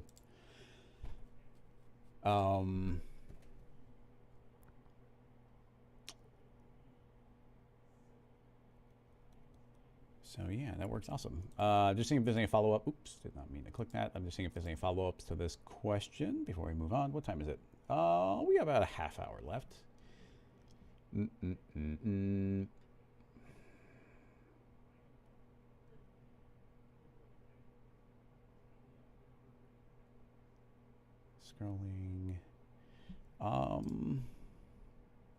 Yeah, looks like we can just move on to a new question. It was nice to retackle this and learn a couple new things. Baking to Alembic there, very handy. I mean, you know, I always hate baking things down, but if you have something locked in, it's not going to change, then it's really great to be able to bake it down. And if you had to, you could always probably even make this editable. Actually, if you make it editable, I bet the fields wouldn't come back again, but regardless. Okay, let's click a link. Behavana has put a Behance link. Mute the tab. Let's see what we got. So still seemingly. Okay, this is from what looks like Japanese name, so I cannot even attempt to say it. Oh, look at that. Very cool. So this is doing text, but obviously not English. Or would it be kanji? I don't even know. But yeah, we get these really nice patterns, but then we get some geometry happening on top of it. And it does seem to be like random. You see some of them don't get it and some do. So and I'm trying to think, but you know, this does feel like it would use a little bit of node stuff, not too much. But let's move this over. A fine one to tackle. Shouldn't take too long. So let's just do, how do I want to do it? Give me the outside. Actually, that's one of the interesting tidbits on this. Yeah, let's do it. Okay, so let's make a letter R. We'll make it beefy. I should change the default here to go onto like lemon milk. And go deeper. Okay. So we take that basic shape, and there's a couple interesting elements to this. If we take that shape and I feed it into the obvious thing is a Voronoi fracture, but I think we have to do some more elements here. So that's getting all super broken apart. That's fine. Totally what we were expecting. Now we need a whole bunch of them. We're going to subdivide that quite a bit. Let's do like 200. Nope, not even close. Let's do 500. All right, we're going to do 1,000 of them. Okay, so that's starting to feel like kind of the size of them. Honestly, they're still probably a little large. It's running relatively quickly, so I'll do double the amount again. So yeah, now we've got about the right size. But we're getting all these really, we're getting this flat shape on the outside. So what we really want is only the interior ones. If it's on the outside, we don't want to see it. Now, trying to think of,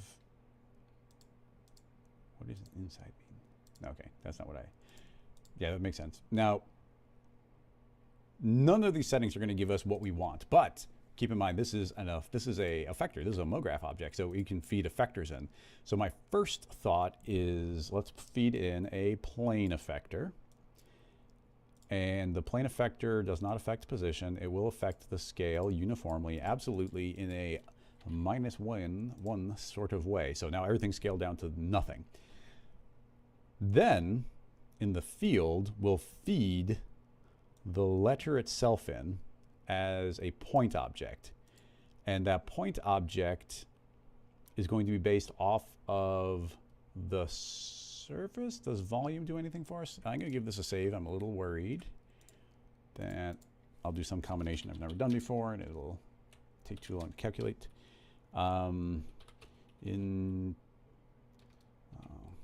Inside Voronoi. Save. Okay, so volume, clip to shape. Yeah, I don't think that's going to do it. So we have to do surface, and we're going to give it radius, but what we really need here is a whole bunch of contrast. So we can do a little bit here. And then I want to take that text object and curve. I like having control via curve. I'm going to crank this up. And I think I'm doing that right. Actually, we'll just go to the midpoint here. So you see that I'm going to say that the contrast is crazy high. So now, as I increase the radius of this, it's pretty much like it's got to be on or off. Not fully, but pretty much on or off. So now as I increase this from the surface, it's getting to the midpoint of each of those different chunks. And as we cross through the midpoint, we are getting left with just this interior. So all the outer ones have been shrunk down, and now we get this nice chunky inside, which is a really cool effect. I've never seen specific reference to something like that. This contrast, I want it to be a 100% contrast. It's not quite. I wonder if we can do, quantize. Yeah, quantize will do it for us. If we say quantize and we drop it down to 1 step, that's going to be full contrast. It's almost exactly what I did, except there's no tiny transition. It's like black or white. So you see there's no longer any transition. So yeah, this goes back again to, we can just crank the radius to this size where we're barely going to get rid of everything. Like right there, I feel like that's a last flat one on the outside. So just by getting large enough to go in, then she erase it out. There might be 1 or 2 stragglers, but you just increase the radius, or we'd have to crank up the number, the point distribution, so that we get fewer of them. So yeah, I think almost instantly we're getting the core effect. Just pushing it further for fun. I mean, we could keep shrinking this until we get, even more interior. It's going to keep making the letters skinnier and skinnier. And now we've got a final bit of geometry here. So doing a quick save on that, that could be, I'll probably just connect it down. Is that even a thing inside of here? Could we say that's colorized fragments? I guess they had to be exploded in order to disappear via the plane. So we can't rebake that down, but we can feed that into a connect. Don't worry about welding. So this has now become a single mesh. And if we wanted to do those little extrusions, we could do it any way we want. I think leaving this parametric, let's try this. So I'm going to put that into a null, and let's open up the operators. And in the operators, I want a geometry modifier. I want to see it as a list, really tiny. Okay, so here's all the different things we can do.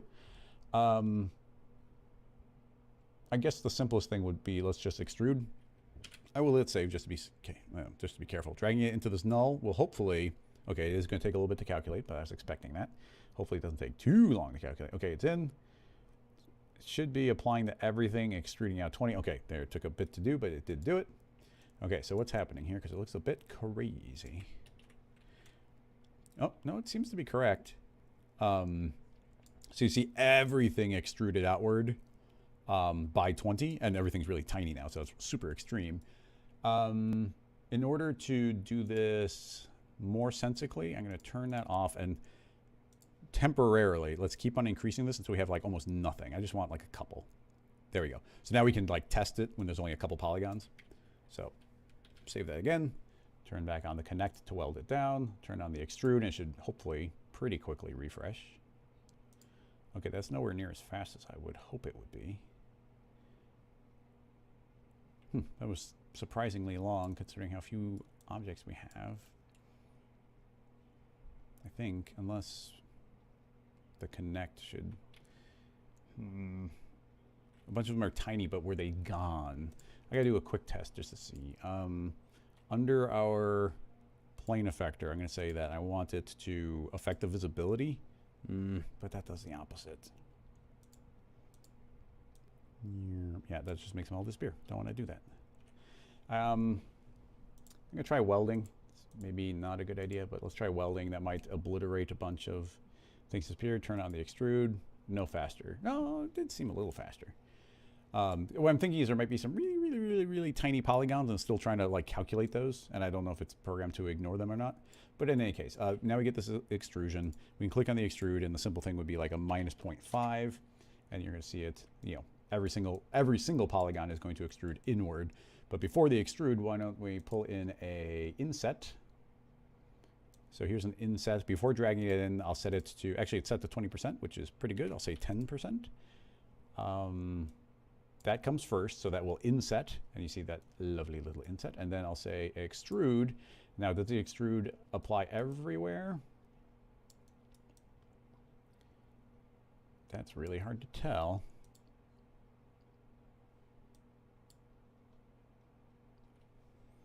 Yeah, it's not super interactive to drag. 0.1, give me a tiny one. Yeah, that's applying everywhere, so that's not surprising. So what we need to do is limit our selection a bit. So right now, I've explained this before, but you never know who's seen what. So when it comes to selection, these are capsules, which essentially they're nodes for the new scene nodes. And you can take a scene node and drag it directly in and affect things now, which is cool. Anyway, we have to do some selections, but you have to think about the way Cinema does selections. Right now, if I make this cube editable and we go to polygon mode, you'll see nothing is selected. And if nothing is selected, and I hit the letter D for extrude, and I click and drag, because, let me turn on don't preserve groups. So nothing is selected, but if I click and drag, everything extrudes. So in Cinema, if nothing is selected, it also acts as if nothing is selected. And keep in mind, when I just made this editable, nothing was selected. So if nothing is selected, now we do this extrusion, everything, well, now nothing is still selected, which means it's kind of like everything is selected. So if I select all and extrude, watch the difference here. Actually, let me do it properly. I'm going to deselect all. So Control Shift A. If I click and extrude all, everything extruded. Now if I click again to extrude, again, every single polygon that exists is going to extrude outward. Keep in mind, see this little kind of like three-sided, I guess now six-sided, but like this little triangle shape that got made. So as I drag out, pay attention to that. Now instead, I'm going to select all the polygons. So now when I do an extrusion, it's like, oh, we pretty much got the same extrusion. But now look, I don't have nothing selected. I have something selected, which means when I do the next extrusion, only the current selection goes. Very important to keep that in mind. So with that being in mind, let's go back into the actual file and wait for it to pop back in. So right now, the connect object is pretty much making it editable, and that means nothing is selected. So the first thing we need to do is select something. So I'm going to go to Geometry Selection and say, I would like to let's see, isn't there just a, yeah, here's just a regular old select. That'll be the first thing that happens. And what do I want to select? Well, I want to have polygons and I want to select all. So if I'm doing that correctly, this should now have selected all of the polygons. So now that all of them are selected, when I do the inset, only the selected ones are going to shrink in. And now the selection has shrunk in to that inner bit. Is that going to give me an active selection? No, I wish it did. So now that those went in, now when I hit extrude, the hope is that instead of everything extruding, you see now only the inset extruded. So it's a very different behavior if you select everything or don't select everything. But because it's kind of all happening invisibly behind the scenes, it's really easy to not know what's happening. So now we say minus 0.2, and now only those insets are getting extruded in, not everything. And yeah, with that having worked, now instead of selecting all, which is what that was doing for us, let us do a random selection. I'll just drag that in. And that is now randomly selecting 50% of the polygons.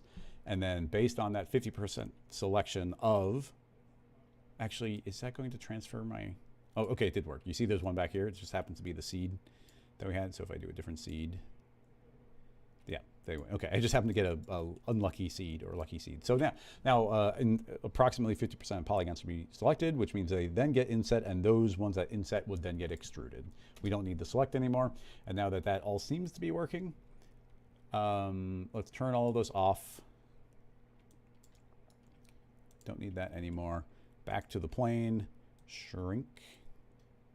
Oh, that's interesting. This connect object is apparently quite a bit of the calculation time as well. Ooh, it's probably all those freaking selection tags.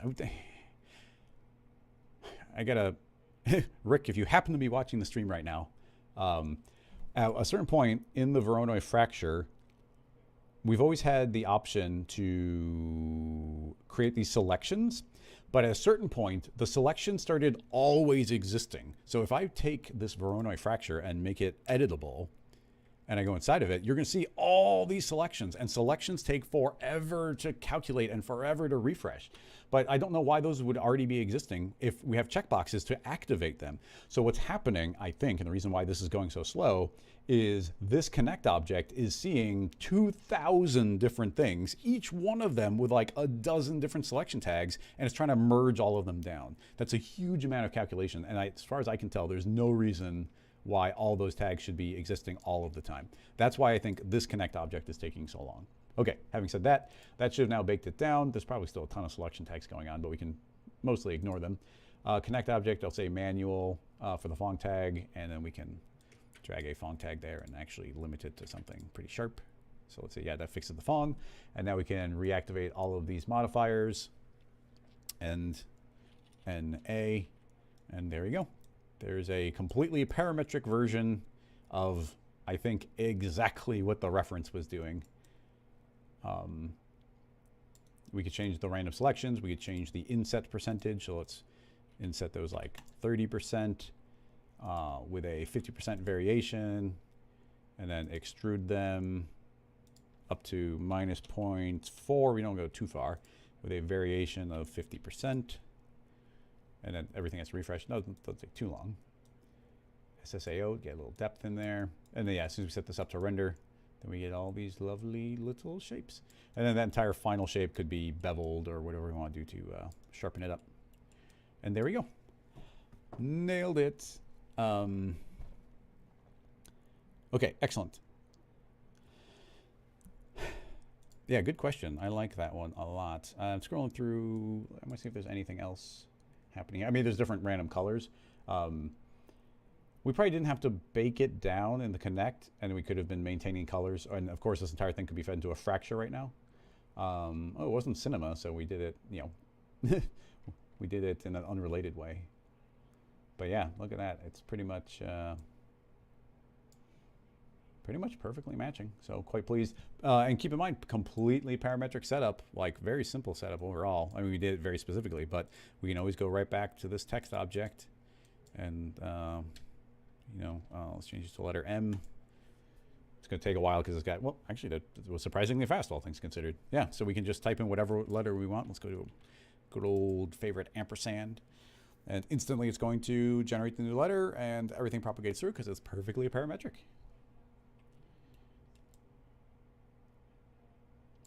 Any questions? We've got about 8 minutes, which isn't a lot.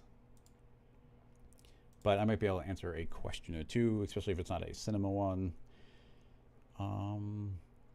Mick, I do agree that use island is a really good idea with inset and extrude. There's this use island. In this case, we didn't want to use island because we wanted each individual polygon doing their own thing. But otherwise, use island is great if you're doing like a flat plane or a rectangle or something, or a cube.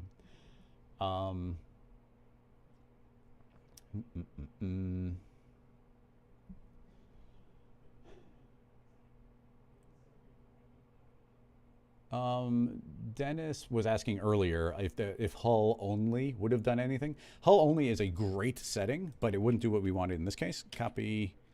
I did save that, right? Yeah, I'll just save that as a final. New file, paste. So what hull only will do is right now everything is a volume. So if I go inside, you see it. We're flying through a bunch of different chunks.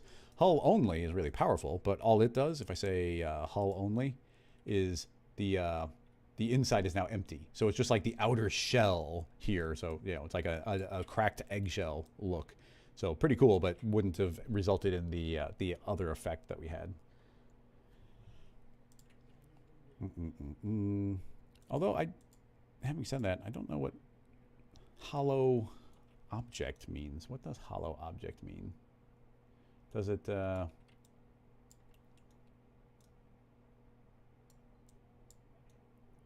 very difficult, but no, we still seem to be inside a piece. I don't know for sure, but I kind of want to know what that means. And if it means what I think it means, that'd be kind of cool. Let's swap this to a sphere. And does that mean that the inside of this will be hollow? And it's only the outer one that's there. No, we still seem to be flying through pieces. We're not inside of a big chamber inside. Oh, no, that kind of feels like a bit of a chamber. A little hard to tell. Sneeze. Excuse me. If we were able to, if that did what I thought it was going to do, and we were able to do a hollow object and then an invert, but I don't think that actually works that way. Yeah, invert is for offset fragments, which is also very powerful. The fracture object is this is such a well-designed tool, the Voronoi fracture.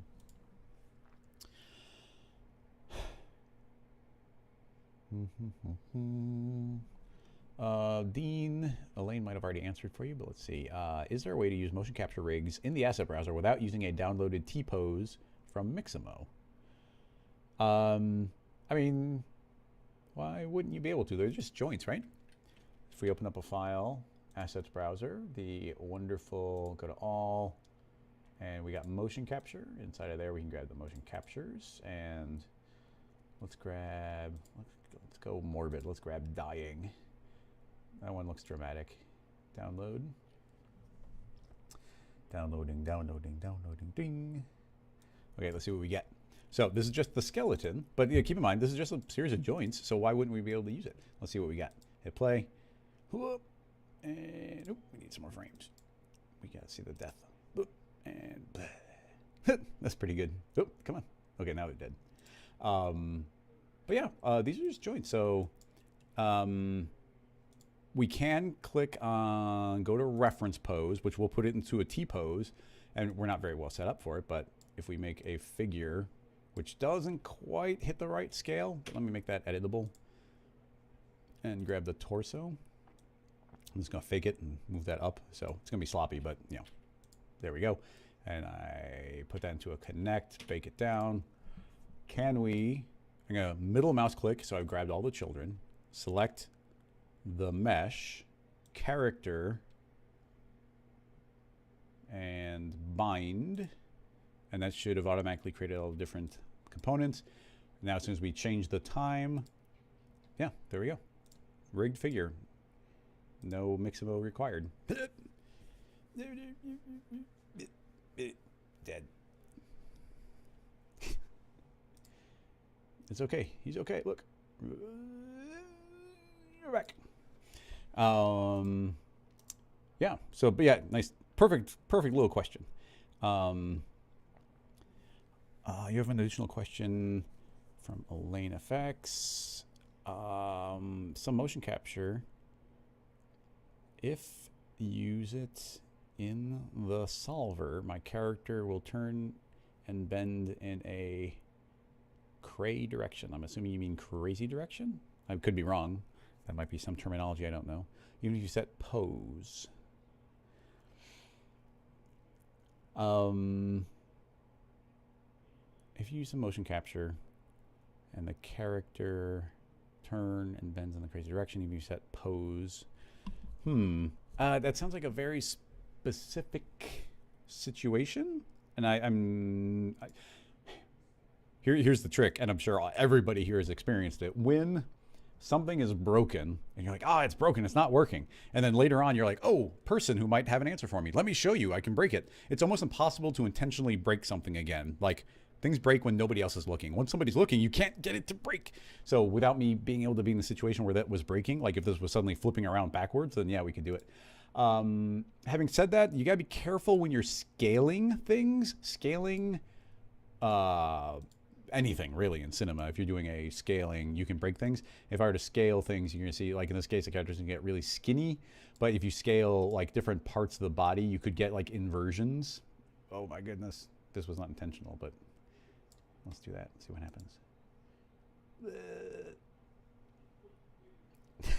That worked surprisingly well.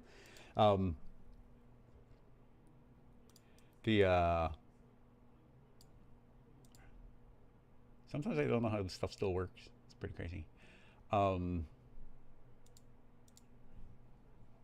Yeah, sorry. I can't recreate the problem, so it won't be exact.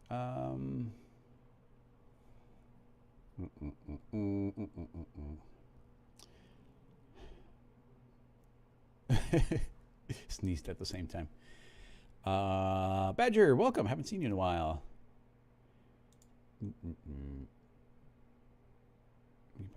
Motion into the solver. Yeah, I'm sorry. I'm not sure what you even mean by solver in this instance. What does solver mean?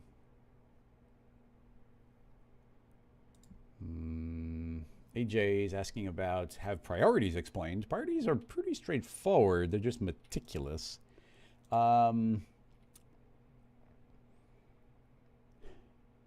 And then Bihavana has a very good question about Slicer, which I'd be very happy to answer.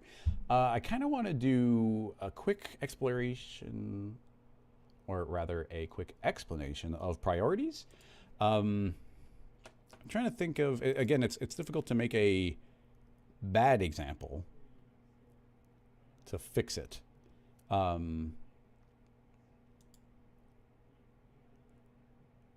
Okay, I've got a maybe somewhat simple example.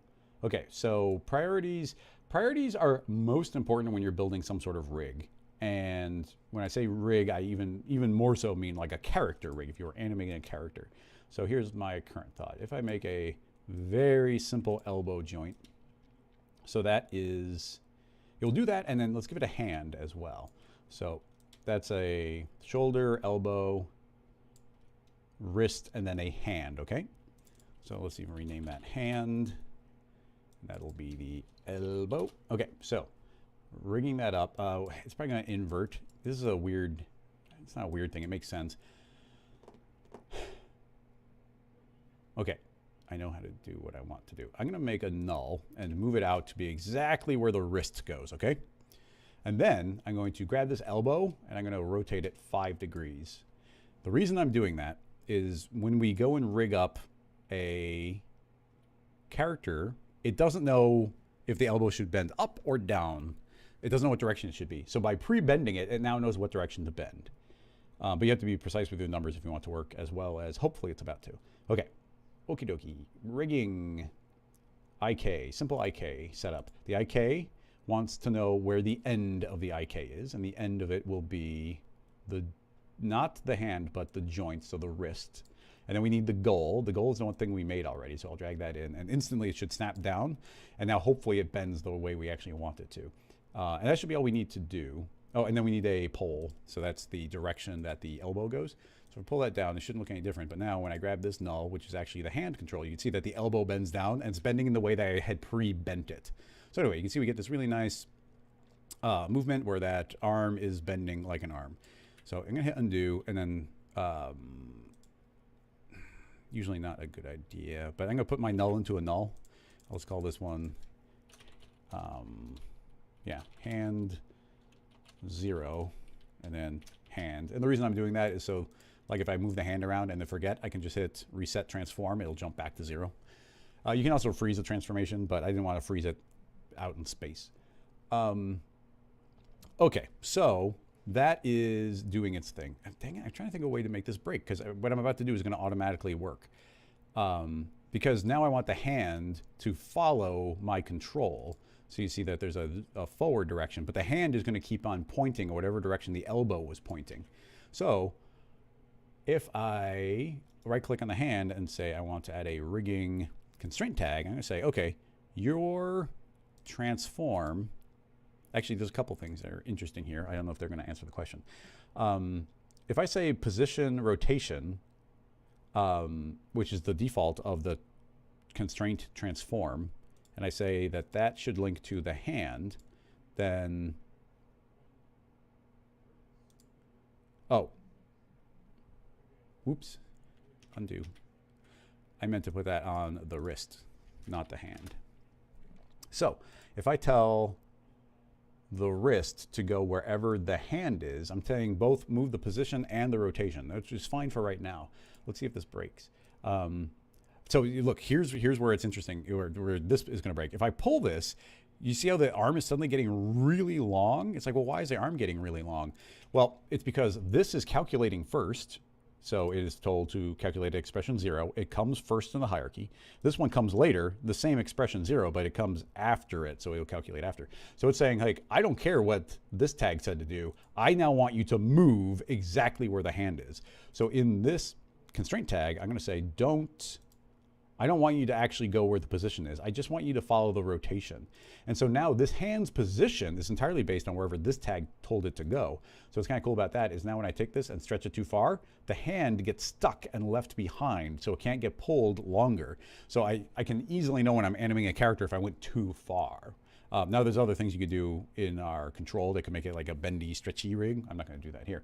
But anyway, just by adding in that tag and this tag, I now have the ability to move the arm, and the hand is static, which means I can now independently rotate the hand without the arm being worried about it, and move the arm without the hand changing rotation. So what's cool about that setup is if you had, you know, if here's some sort of surface, so now we got the hand perfectly sitting on the surface. Now I could grab the elbow and the hand will stay there. So if the character's like standing up, his hand could be on a table and it just stays there. So that's all well and good. Now, until I would be making a really big fancy character, it's going to be hard to get so many tags that the priorities get out of order. So I'm going to have to intentionally break the priority here. So in order to intentionally break the priority, I'm going to grab this first tag. I'm going to say, actually calculate 1 later, okay? And the instant I told it to calculate 1 later, suddenly the hand isn't facing the correct direction. So what's happening now? What's happening is the wrist is saying, like, okay, I want you to follow the rotation of this hand. And this hand is like, okay, I want you to aim out that way. So that calculates first because we are in priority expression and then expression 0. After that comes 1. So this calculates after. So first this happened. So it said, okay, set the hand rotation. And then suddenly this elbow is like, okay, but set up the elbow rotation. And the tip here, this actual wrist, is by default always going to snap to the direction of the elbow. So it calculates later, which means it's now broken. This is the kind of thing when you're making a more advanced rig that you can get the priorities out of order, and this type of problem can happen. And then of course the fix is to make sure that they calculate in the order you want them to happen mechanically. So let's say that this one is stuck at expression 1. We'd be like, okay, well that should calculate first. Now I move up to the next tag, in this case, this one. I'm gonna say, that means you should calculate later. So I could say expression 1, and now it will go back to being correct because technically this one goes first, and then a child, and then the grandchild, they go in order. They also go in order from left to right. Depending on the situation, it could be even smarter to increase this by additional numbers, even just 1.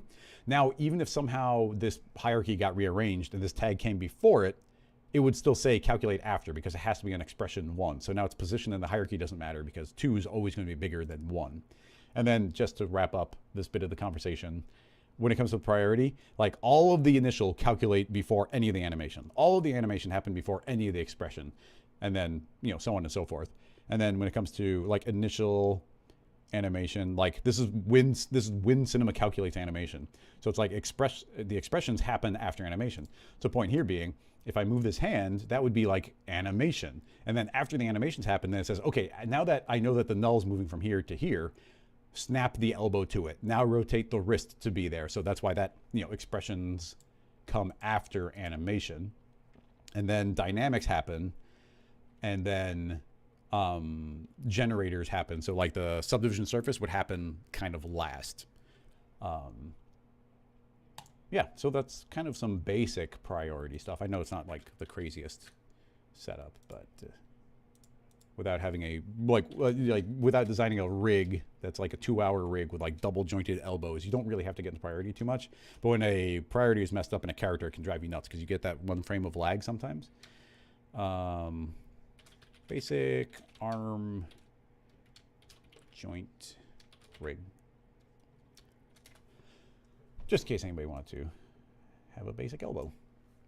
Anyway, we're a little over time, but I'm going to answer that final question about Slicer because I love Slicer. If anybody doesn't know, Slicer is another plugin from Rocket Lasso, and it chops up an object in the simplest form. So if I were to show you the most basic and kind of fun example that we can do super quickly, here's a landscape. Now I say I want a slicer, and I drop landscape in the slicer, and it's going to create a series of splines by slicing through it.